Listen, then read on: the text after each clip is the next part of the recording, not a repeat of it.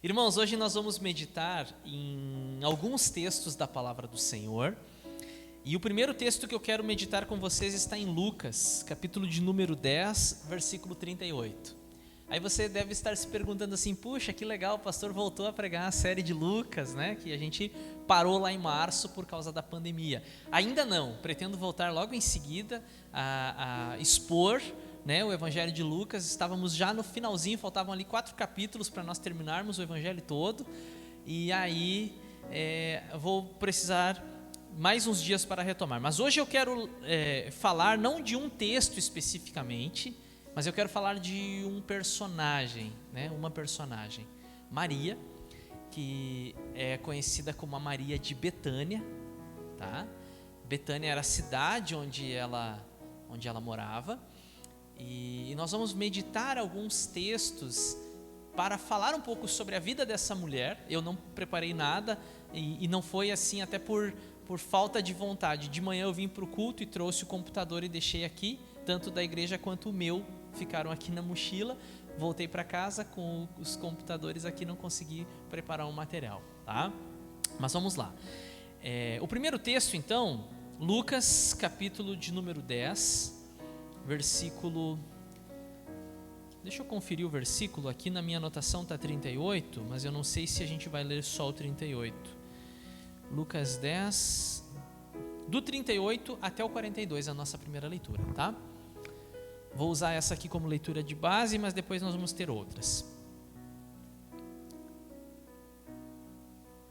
Caminhando Jesus e os seus discípulos chegaram a um povoado onde certa mulher chamada Marta o recebeu em sua casa. Maria, sua irmã, ficou sentada aos pés do Senhor, ouvindo a sua palavra. Marta, porém, estava ocupada com muito serviço, e aproximando-se dele, perguntou: Senhor, não te importas que minha irmã tenha me deixado sozinha com o serviço? Dize-lhe que me ajude. Respondeu o Senhor: Marta, Marta, você está ocupada e inquieta com muitas coisas. Todavia, apenas uma é necessária. Maria escolheu a boa parte, e esta não lhe será tirada. Tá? Aqui a gente já começa com um conflito familiar. Uma irmã que trabalha muito e a outra irmã que aparentemente, e na opinião da que trabalha muito, é uma folgada, né? Puxa, nós recebemos visita na nossa casa. E a Maria se sentou aos pés de Jesus e ficou ouvindo, né? Uma coisa que até, vamos falar assim, um aspecto um pouco cultural, né? Isso era coisa de homem. Os homens iam lá para a sala conversar e as mulheres ficavam trabalhando, correndo para lá e para cá, servindo as mesas e aquela coisa toda, né? E a Maria sentou-se ali e ficou ouvindo. E aí a Marta se incomodou com isso e questionou Jesus. Poxa, se fosse um rabino famoso lá daquele tempo, como o Nicodemos, por exemplo, qualquer outro, ia dizer: mulher, dá licença que agora aqui é conversa de homem, tá? Aqui nós estamos discutindo teologia, né? Isso aqui não é assunto para vocês. Mas a gente vê na pessoa de Jesus essa abertura para as mulheres que outros rabinos não davam, né? Tanto que Jesus também era seguido por mulheres. Você vai encontrar isso no capítulo 8 de Lucas e em tantas outras passagens, né? E a Maria se aproveitou disso, que Jesus recebia mulheres, recebia crianças, recebia os cobradores de impostos, recebia os leprosos, enfim, ele recebia a todos. E ela tira proveito disso e ela senta aos seus pés e ela está ali ouvindo cada palavra de Jesus, cada palavra de Jesus. E a irmã dela chega em Jesus e diz assim: Senhor, tu não vai fazer nada, Senhor? Eu estou aqui trabalhando e a minha irmã aí sentada, sem fazer nada. E aí Jesus já tinha observado Marta. Jesus já tinha percebido: Marta, tu estás inquieta, tu estás correndo, ocupada com tantas coisas, mas uma só é necessária. A tua irmã Maria, ela escolheu a parte boa, e isso ninguém tira dela. O que Jesus está fazendo aqui? Dizendo para a gente que não precisa mais arrumar casa, não precisa trabalhar, é isso que Jesus está dizendo? Não, não é isso. Mas Jesus está nos ensinando que tem hora para tudo. Tem hora de trabalhar, tem hora de dormir, tem hora de se divertir, de descansar, e tem hora de nós buscarmos mais de Deus. E frequentemente nós nos envolvemos com tantas coisas, e muitas vezes coisas que não são importantes e que nós damos a essas coisas um grau elevado de importância. E aí a gente fica se cobrando que eu não consegui fazer isso, não consegui fazer aquilo, não consegui fazer aquilo outro, e o que era mais importante, que era estar na presença de Deus, nós acabamos por negligenciar, né? Tem um filme, gente, que eu já assisti esse filme inúmeras vezes, que é A Procura da Felicidade. Vocês já assistiram esse filme? Que é a história do Chris Evans, é baseado numa história real, né? Interpretado pelo Will Smith, e ele narra o filme em primeira pessoa. E quando você vai assistindo o filme, ele vai dizendo: essa fase da minha vida eu chamo de, né? Daí tem as fases da vida dele no filme, que eu não vou lembrar de todas, mas ele diz: essa fase da minha vida eu chamo de pegando ônibus, essa fase da minha vida eu chamo de fazendo o papel de idiota, essa fase da minha vida eu chamo de correria, até chegar lá no final do filme, e essa fase da minha vida eu chamo de felicidade, né? Se você não assistiu esse filme ainda, eu recomendo assistir. É um filme que me inspira todas as vezes que eu assisto ele, né? Como disse, já assisti algumas vezes. E quando eu olho para Maria, e se nós fizéssemos o filme da Maria de Betânia, tá? Que existem outras personagens na Bíblia com esse nome, e a Bíblia especialmente tem aquela região ali, tem muito nome repetido. Tinha muito Simão, tinha muito Judas, né? Tinha muito José e tinha muita Maria também. Então é fácil a gente se confundir às vezes em alguma leitura. A gente tem que prestar atenção bem de quem se está falando. Então essa aqui é a Maria de Betânia, tá? Alguns inclusive dizem que ela é a mesma Maria Madalena, mas não é, na minha opinião não, porque Maria Madalena não é o sobrenome dela, é Maria de Magdala, ou seja, de onde ela veio, né? E Magdala, geograficamente falando, é no norte do Mar da Galileia, e Betânia é pertinho de Jerusalém, então está mais ao sul. Então, na minha opinião, não se trata da mesma pessoa, embora você encontre textos muito semelhantes de uma mulher que entra numa sala onde Jesus está e vai derramar lá um perfume sobre Jesus. Alguns dizem que se trata da mesma pessoa, porque em algum evangelho é tratada como uma pecadora, em outros não fala nada a respeito dela, num não diz o nome, no outro diz que ela é a Maria, irmã de Lázaro e de Marta e etc e tal. Bem, o que eu estava dizendo para vocês? Que se fôssemos fazer o filme da Maria de Betânia, e se a Maria estivesse descrevendo a sua história em primeira pessoa, aí ela começaria o filme dizendo assim: essa fase da minha vida eu chamo de aprendendo com Jesus. E aí você encontra justamente no texto que nós lemos em Lucas 10, uma fase importantíssima na vida desta mulher, a etapa chamada de aprendendo com Jesus. E eu gostaria de perguntar, vocês não precisam me responder, respondam para si: vocês vivem essa fase na vida de vocês? Porque não dá para dizer que eu já vivi essa fase no passado, como assim que eu já concluí os meus estudos bíblicos, né? Eu poderia dizer para vocês aqui: irmãos, eu já passei por essa fase na minha vida, hoje eu não preciso mais. Seria muita pretensão da minha parte, porque embora eu tenha estudado teologia, embora eu tenha um compromisso com a palavra de Deus, porque prego praticamente semanalmente, né? Mesmo assim, eu preciso constantemente viver esta fase na minha vida, que se chama aprendendo com Jesus.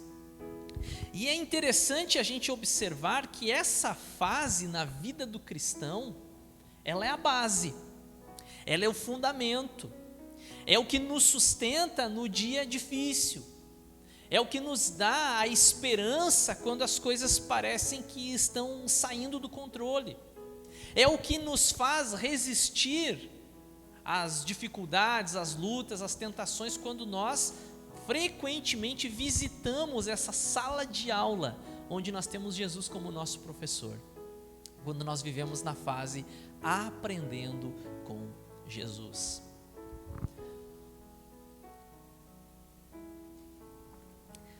Só que nós corremos o risco, irmãos, de não priorizar essa fase na nossa vida. Nós achamos que, um erro que podemos cometer, que nós não precisamos estudar. Para quê? Para que eu vou? Sabe aquelas perguntas que nós fizemos lá na escola? Quando que eu vou usar esse cálculo aqui na minha vida? Quando o professor queria passar a fórmula de um cálculo, quando que eu vou usar isso na minha vida? Ou quando nós tínhamos que entender gramaticalmente uma oração, mas por que eu preciso saber que tem verbo, substantivo, adjetivo? Por que eu preciso saber disso? A gente, em algum momento lá na escola, se perguntou.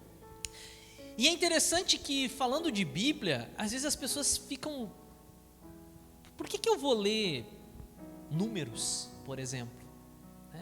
Um livro que é cheio de nome de gente, genealogia, o fulano que foi pai do cicrano. Por que eu vou ler isso? Por que eu vou ler Reis? Daí se levantou um novo rei em Israel, viveu não sei quantos dias, ele foi um péssimo rei e o seu filho reinou em seu lugar. Por que eu vou ler isso? Às vezes a gente fica se perguntando, né? Mas toda a palavra de Deus, disse Paulo, ela é inspirada. Então nós precisamos frequentemente, eu diria diariamente, aprender com Jesus. E olha que interessante, quando Jesus fala com Marta, diz assim: Marta, você está correndo, gastando o seu tempo, perdendo o seu tempo com tanta coisa, e a gente precisa observar à nossa volta os ladrões de tempo.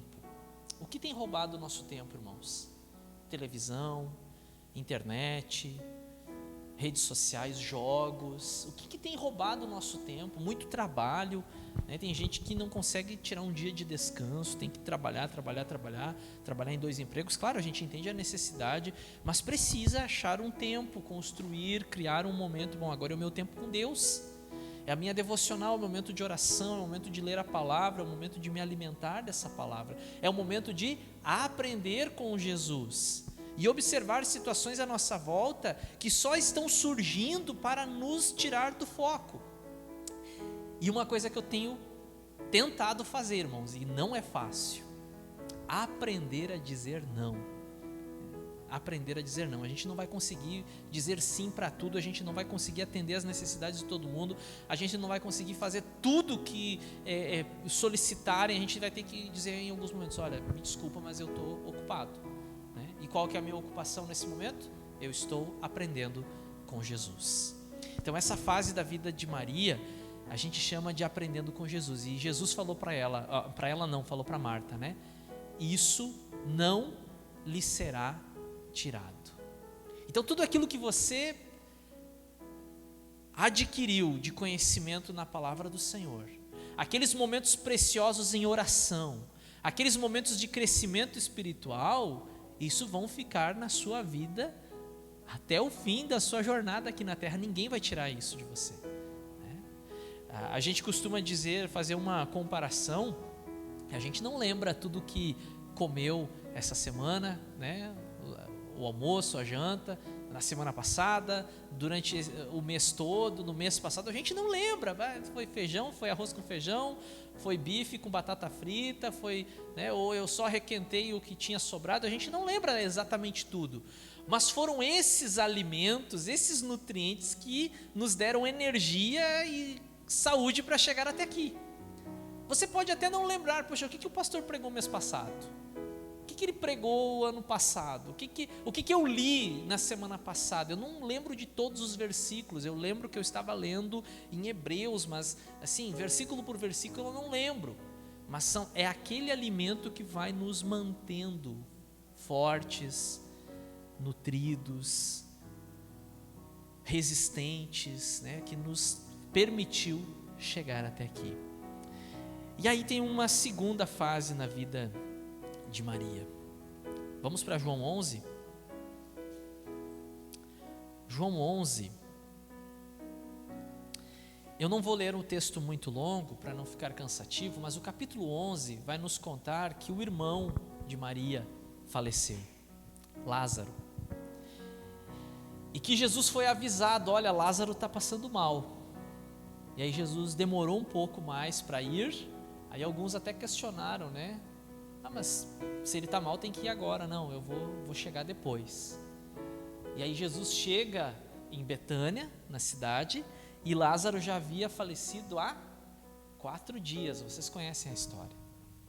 E olha que interessante, quando Jesus está chegando na cidade, as pessoas ali que estavam consolando as 2 irmãs enlutadas, avisam imediatamente, olha, Jesus está vindo. E vocês perceberam o que acontece? Vamos ler o versículo de número 20. Vamos ler o versículo de número 20. Quando Marta ouviu que Jesus estava chegando, foi encontrá-lo, mas Maria ficou em casa. Vamos ler um pouquinho mais. Disse Marta a Jesus, Senhor, se estivesses aqui meu irmão não teria morrido. Mas sei que mesmo agora Deus te dará tudo o que pedires. Disse Jesus, o seu irmão vai ressuscitar. Marta respondeu, eu sei que ele vai ressuscitar na ressurreição no último dia. Disse-lhe Jesus, eu sou a ressurreição e a vida, aquele que crê em mim ainda que morra viverá. E quem vive e crê em mim não morrerá eternamente, você crê nisso? E ela lhe disse, sim, Senhor, eu tenho crido que tu és o Cristo, o Filho de Deus que deveria vir ao mundo. Gente, vocês não leram errado não, é isso mesmo. Esse diálogo de Jesus não é com Maria, é com Marta. Aquela Marta que parecia que não estava dando muita importância para o ensino de Jesus, porque estava ocupada com tantas coisas, agora vem ao encontro de Jesus e com muita firmeza ela declara aquilo que ela crê. Eu sei que tu és o Cristo, o Filho de Deus, eu sei que se tu tivesse aqui o meu irmão não teria morrido, mas eu sei que tu vai ressuscitar ele no último dia. Você percebe que Marta aprendeu a lição? Vocês conseguem notar isso? Que aquela Marta que não dava tempo para ouvir Jesus, porque estava servindo, estava correndo para cá e para lá, agora se demonstra uma mulher que tem uma base, tem um conhecimento, não está alheia aos ensinamentos de Jesus, ela está por dentro. Teologia bíblica aqui, irmãos. E Marta está firme, não discutindo no sentido de discussão, mas dialogando com Jesus. Eu sei, Senhor, que isso, eu sei que aquilo, eu sei que tu ensinas assim e que vai acontecer isso, isso e isso. E aí eu pergunto para vocês, e onde é que está Maria nessa hora? Aquela Maria que sentava aos pés de Jesus para aprender, aquela Maria que se alimentava com cada palavra que saía da boca de Jesus, aquela Maria que escolheu a melhor parte, lembram do texto de Lucas 10? Aquela Maria que ouviu Jesus dizer que tudo aquilo que ela estava recebendo, ninguém ia tirar dela. Onde é que está essa Maria, gente? Ficou sentada. E aí eu fico imaginando a seguinte cena, ela está lá sentada, enxugando as lágrimas, o seu irmão morreu, e aí alguém vem e diz assim, Jesus está chegando. E aí Marta, Jesus chegou, vou ao encontro dele. E a Maria faz, e daí que ele chegou? Meu irmão morreu mesmo? O texto não diz isso, né? Mas eu estou imaginando aqui, usando a minha imaginação. Maria ficou lá, aqui Jesus o quê? Agora ele me aparece aqui? 4 dias depois? Deveria ter vindo antes. Onde é que estava essa Maria? Essa fase da vida de Maria, a gente chama de lidando com as frustrações. Vocês lembram da primeira fase? Aprendendo com Jesus. E segunda fase, lidando com as frustrações. Ô pastor, mas como assim? Se ela aprendeu com Jesus, ela não está isenta de frustrações? Quem disse isso? Se ela era tão piedosa, ela lia, entre aspas, né? Ela lia tanto a Bíblia, ela não precisava ler a Bíblia, porque ela ouvia a Bíblia aberta na casa dela, né? Se ela ouvia tanto as palavras de Jesus, como que agora ela está passando por um impasse. Como que a fé dela se abalou desse jeito se ela aprendeu com Jesus? Quem disse para vocês que nós não podemos ter a nossa fé abalada, que nós vamos estar sempre 100%? Né? Existe uma teologia que é pregada que diz que você está sempre 100%. Não, eu estou com Jesus. Né? Gente, eu não sei como que eles conseguem, porque nós temos os nossos dramas, nós temos os nossos dilemas, nós temos os nossos dias, puxa, hoje eu não estou legal, e nós precisamos aceitar isso. É a pior coisa, você negar que você tem dias que não são tão legais assim. A gente fica tentando lutar contra isso. Não, eu não estou bem hoje, eu preciso de uma ajuda, preciso de uma oração, preciso procurar uma ajuda médica, se for o caso. Reconhecer que nem sempre nós vamos estar 100%. Mas Maria está ali sentadinha, está lidando com o seu momento. Puxa, hoje eu não estou legal, vou ficar aqui no meu canto.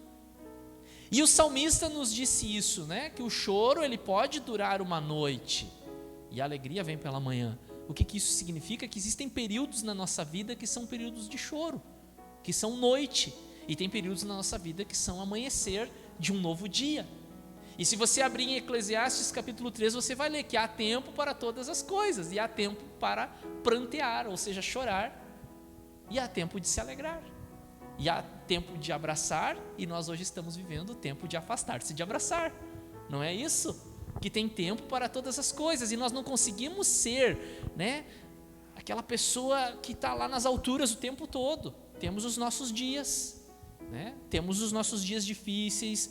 De repente você ouviu uma notícia ruim, de repente você soube de alguma coisa na vida de alguém lá que, poxa, abalou, né? De repente você perdeu o emprego, de repente um relacionamento que se findou, poxa, temos os nossos dias. Mas Deus nos ajuda, e Jesus nos ajuda a lidar com esses momentos de frustração. E aí eu quero que vocês vejam o seguinte nesse texto, algo maravilhoso aqui. Se você puder, localize o versículo 28. Depois de dizer isso, foi para casa e, chamando à parte Marta, disse-lhe, a Maria, né? E depois de dizer isso, foi para casa e, chamando à parte Maria, disse-lhe, o mestre está aqui e está chamando você. Ao ouvir isso, Maria levantou-se depressa e foi ao encontro dele. Olha que passagem linda. Num primeiro momento a Maria fica lá sentada, ela sabia que Jesus tinha chegado, mas ela não foi ao encontro dele, só a Marta que foi. Aí a Marta volta e traz um ultimato, né? Um ultimato, ele quer falar contigo, é contigo o negócio, ele está te chamando. E aí qual é a reação dela? Qual a sua resposta? Ela levanta rapidamente e vai, né? Gente, o que eu tiro de lição aqui para mim? Quanto antes nós levantarmos e corrermos ao encontro de Jesus, tão cedo nós conseguiremos superar aquele momento difícil. Quanto mais nós ficarmos ali, nos isolando, nos fechando, não querendo a ajuda, mais tempo nós vamos ficar ali. O processo é mais lento. E eu sei que não é fácil, né? De você, de repente, um dia levantar assim, sabe aquele dia que você levanta da cama diferente, que você joga a coberta para cima assim, e pula da cama e diz, hoje eu vou fazer uma caminhada, né? Ou uma pedalada, né? Levanta cedo, já, né, corre para o banheiro, faz a sua higiene, prepara o seu café e sai, né? Nem sempre a gente consegue ter toda essa disposição, mas quanto antes a gente conseguir, melhor, né? E é uma frase que a gente ouve frequentemente, né, dos sites de saúde, de educação física, né? Daqui um ano você vai se arrepender por não ter começado hoje. Daqui um ano você vai se arrepender de não ter começado hoje. Então, e nas nossas vidas, com os nossos dilemas, com as nossas frustrações, quanto antes nós corrermos ao encontro de Jesus, mais fácil vai ser, né? A Maria está lá num lugar de luto, a Maria está num lugar de pranto, a Maria está em um lugar de decepção, de frustração, e Jesus Detalhes que eu observo no texto: Jesus não entra na cidade, Jesus convida Maria para sair de lá.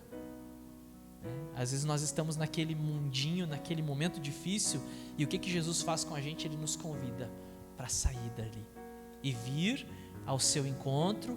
E aí a gente lê em Mateus 11: venham a mim todos vocês que estão cansados e sobrecarregados, e eu vou dar alívio para vocês. A gente poder sair daquela situação e correr ao encontro de Jesus. E aí o versículo 32, né? O 31 diz assim: quando notaram que ela se levantou depressa e saiu, os judeus que a estavam confortando em casa seguiram-na, supondo que ela ia ao sepulcro para ali chorar.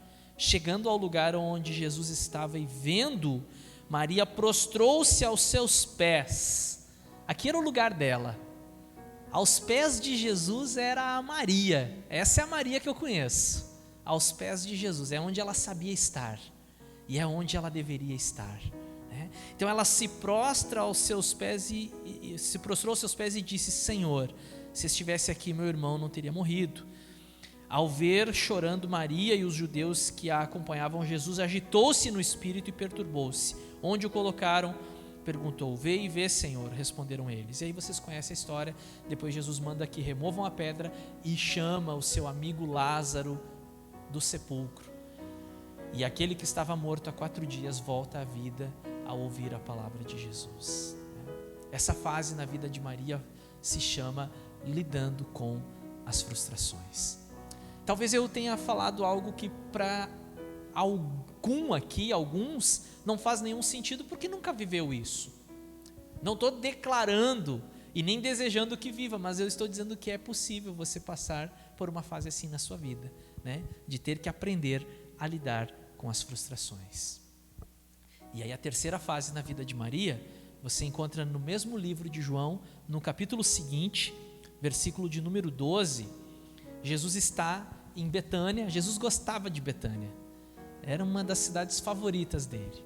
E diz que Jesus está lá em Betânia, o pessoal está fazendo o maior churrasco lá, comemorando a ressurreição de Lázaro. E Jesus está lá à mesa, tem outros convidados. E aí o que acontece? 6 dias antes da Páscoa, Jesus chegou a Betânia, onde vivia Lázaro, a quem ressuscitara dos mortos. Ali prepararam um jantar para Jesus. Marta servia. Que novidade, né? Marta servia, enquanto Lázaro estava à mesa com ele. Então Maria pegou um frasco de nardo puro, que era um perfume caro, derramou-o sobre os pés de Jesus e os enxugou com os seus cabelos. E a casa encheu-se com a fragrância do perfume. Mas um dos seus discípulos, Judas Iscariotes, que mais tarde iria traí-lo, fez uma objeção. Por que este perfume não foi vendido e o dinheiro dado aos pobres? Seriam 300 denários. Ele não falou isso por se interessar pelos pobres, mas porque era ladrão, sendo responsável pela bolsa de dinheiro, costumava tirar o que nela era colocado.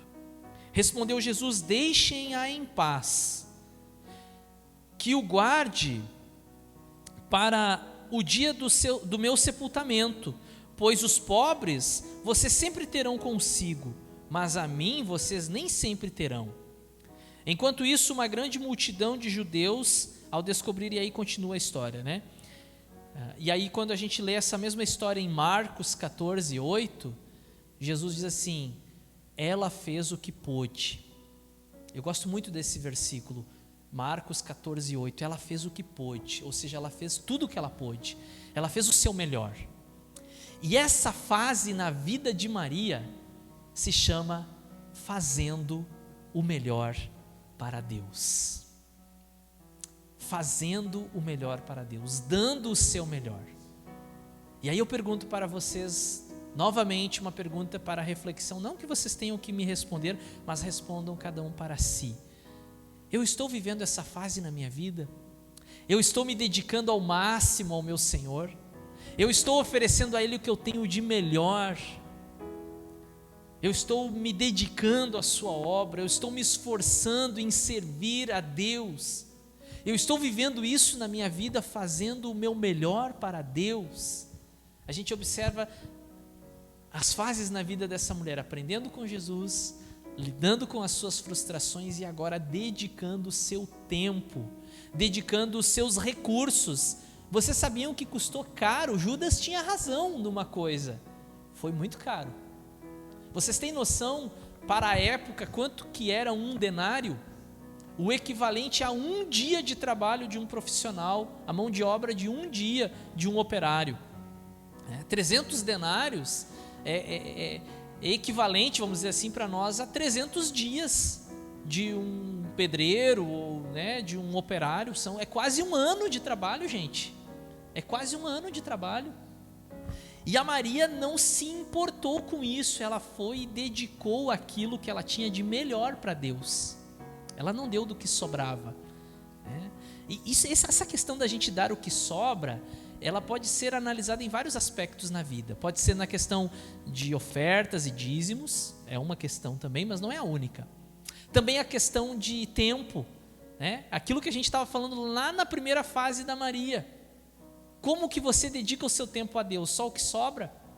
Se der tempo eu vou orar, se der tempo eu vou ler a Bíblia, se der tempo eu vou ao culto, porque eu tenho outros compromissos, a minha agenda é tão lotada, pastor, e eu tenho muita coisa para fazer, se der eu vou ao culto. Para aí, quem é Jesus para você? O que Ele representa na sua vida? Será que ele se contenta com o resto? Será que Ele se contenta com o que sobra?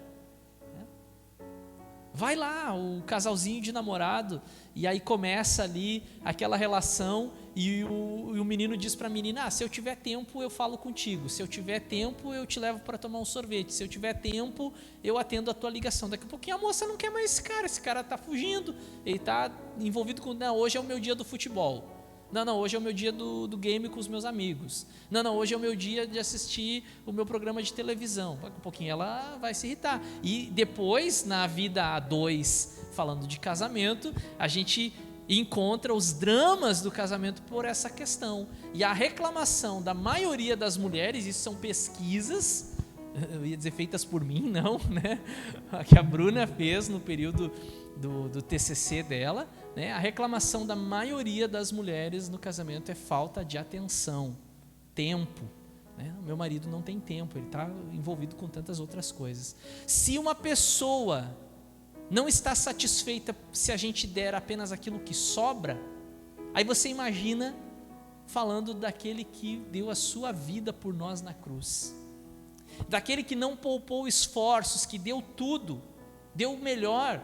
Quando a gente pensa em Deus, você pensa, Deus, Ele deu o que Ele tinha de melhor. Ele não disse, vou mandar um anjo aqui. Não, eu vou mandar o meu filho para salvar essa gente. Então a gente precisa entender isso. Será que nós estamos vivendo essa fase na nossa vida? Eu quero dar o meu melhor a Deus em todas as áreas. Em todas as áreas. Dedicar a Deus tudo que eu tenho, tudo que eu sou, os meus dons, os meus talentos, o meu tempo. Preciso viver essa fase na minha vida chamada fazendo o meu melhor. 3 fases na vida de Maria: aprendendo com Jesus, lidando com frustrações e fazendo o seu melhor. Amém, irmãos? Vamos orar? Vamos nos colocar em pé para orar e logo em seguida também louvar ao Senhor.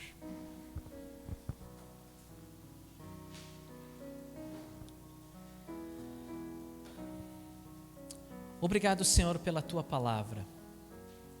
E eu te agradeço, Senhor, especialmente porque a Tua palavra, ela não oculta, ela não esconde os nossos momentos difíceis. Não vivemos uma vida cristã só de alegrias, de glórias e de triunfos. Vivemos momentos difíceis e nós temos exemplos na Tua palavra do início ao fim. Nós temos o Elias que vai para a caverna, nós temos o Davi que cede à tentação, nós temos o Moisés que se irrita e quebra as tábuas da lei, nós temos o próprio Samuel, que foi um grande líder para a nação, mas foi negligente com seus filhos.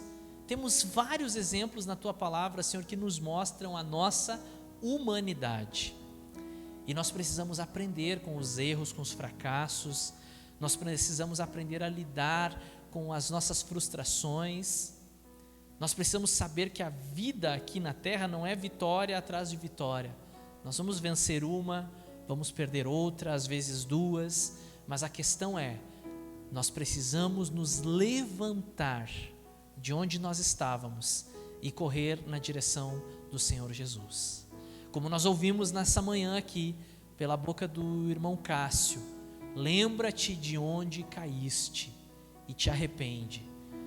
Tenho contra ti que abandonaste o teu primeiro amor. Lembra de onde caíste, que nós possamos olhar e ver onde que nós estamos errando, como que nós estamos administrando o nosso tempo, como que nós estamos administrando os nossos recursos, e se estamos entregando nas tuas mãos, Senhor, aquilo que nós temos de melhor, e o Senhor é que sabe, que conhece o coração de cada um de nós.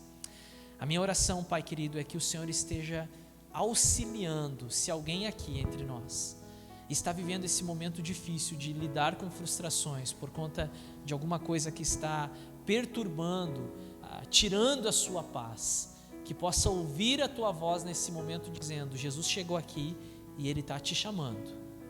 Jesus chegou aqui e Ele está te chamando. Ele quer falar contigo, Ele quer conversar contigo. Ele te chamou para lá para o lado de fora. Encontra com Ele fora dessa cidade que representa tudo que possa acontecer de ruim na tua vida. Jesus te chama do outro lado. Pai querido, que ao ouvir o teu chamado, possamos atender, Senhor, e nos prostrar diante dos teus pés como Maria fez, reconhecer o teu poder, reconhecer o teu amor e poder experimentar, presenciar e testemunhar o teu milagre, Senhor. Assim como naquele dia elas viram o seu irmão saindo da sepultura, que nós possamos ser testemunhas de milagres na nossa vida. Assim eu oro em nome de Jesus. Amém.